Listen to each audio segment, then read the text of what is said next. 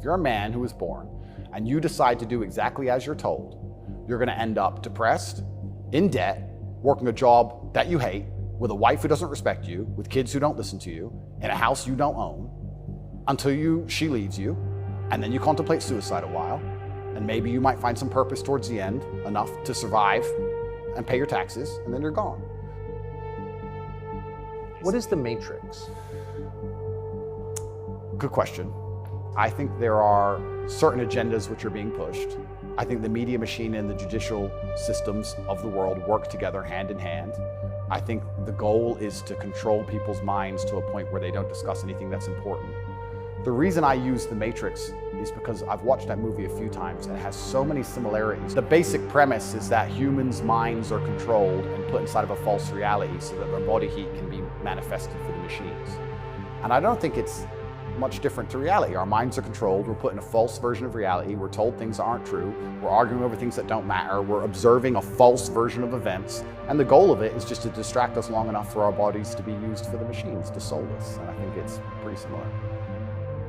There are agents inside of the Matrix, and the purpose of the agent is to make sure that nobody understands how the Matrix really works and to wake anybody's mind up. They want to keep you asleep.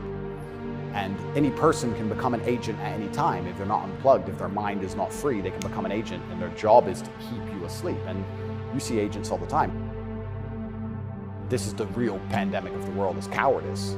You have to be brave enough to look around you and realize, everything was a trick, everything was a lie. But why not be a coward? I mean, it's just a lot easier, right? Well, it used to be. This is the thing that's interesting. I would actually argue in the 1950s and 60s, if you were to agree with every single narrative and obey every single law and do exactly what you were supposed to do and pay your taxes, etc., you'd at least get a wife who respected you. You'd at least have children who could go to school without being indoctrinated to a degree. Yeah. You could have a nice house. You could have a pickup truck. You could have a pretty good life if you just followed the rules. Yes. I don't think that's true anymore. I don't think a man who just follows the programming is going to find any happiness. But they don't care. Why would they? They have no interest in masculine happiness. I think it's very dangerous to be a man in the world today. They want to turn men into eunuchs because their intention is to make us all slaves.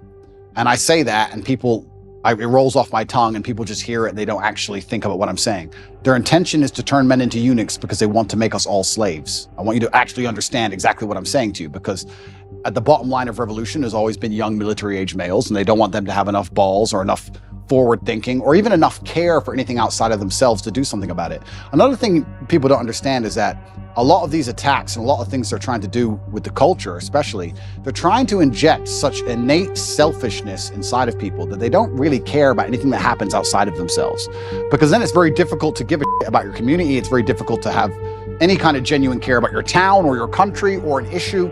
No, they just want you to be self-absorbed, semi-depressed, because depressed people don't fight that hard, watching porn, living inside of your own mind, convinced that somehow you're oppressed for some reason, on the internet typing tweets. That's what they want you to do.